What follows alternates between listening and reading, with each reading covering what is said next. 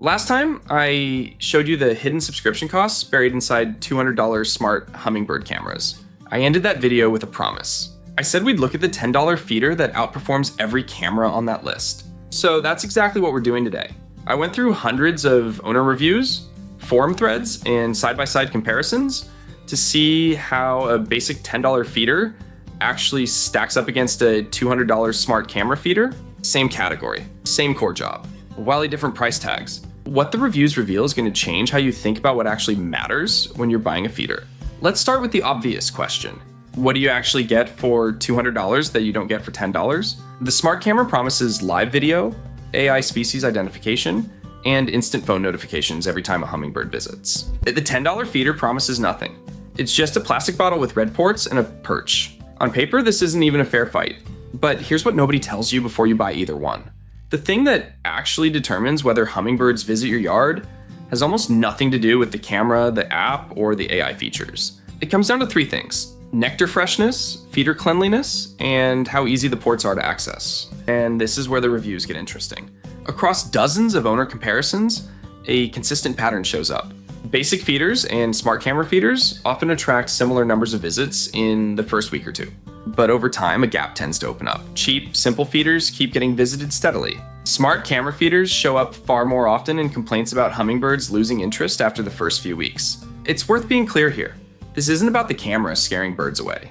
Hummingbirds don't notice or care about a camera lens. The real issue, according to multiple reviewers, is something much simpler. Many smart feeders use narrower or differently shaped ports than basic feeders, often because the housing has to make room for the camera, battery, and electronics inside. Several owners specifically describe hummingbirds hovering at a port and then leaving without feeding. That single design detail can matter more than $200 worth of technology.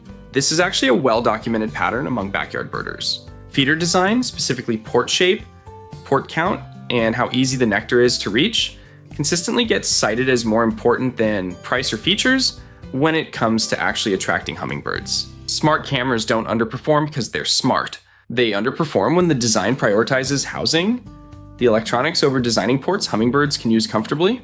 A basic $10 feeder, by contrast, has one job: hold nectar and make it easy to reach. It tends to do that job well because there's nothing else competing for space in the design.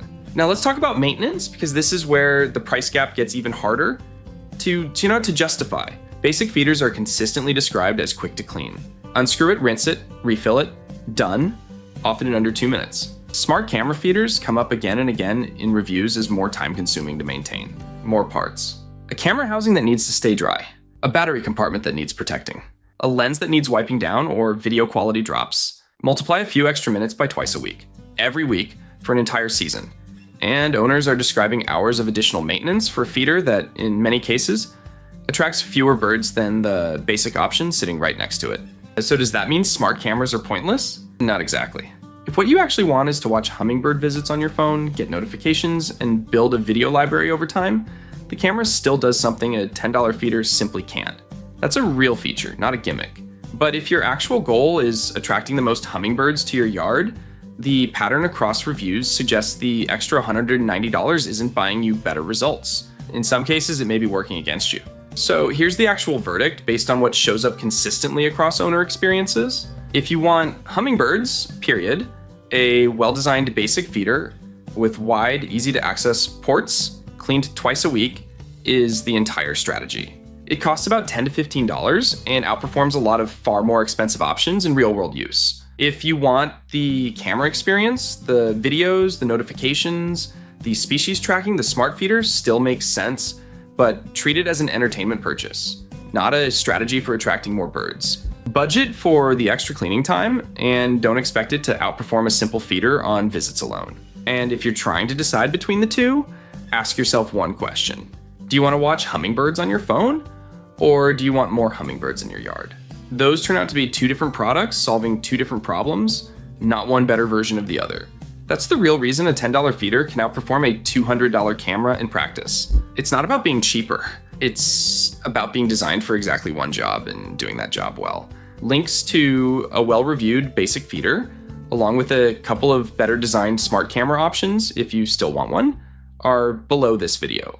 Next time we're looking at why hummingbirds suddenly disappear from a yard that was full of them just days earlier, even when the feeder is still full. That one might be the most surprising story yet.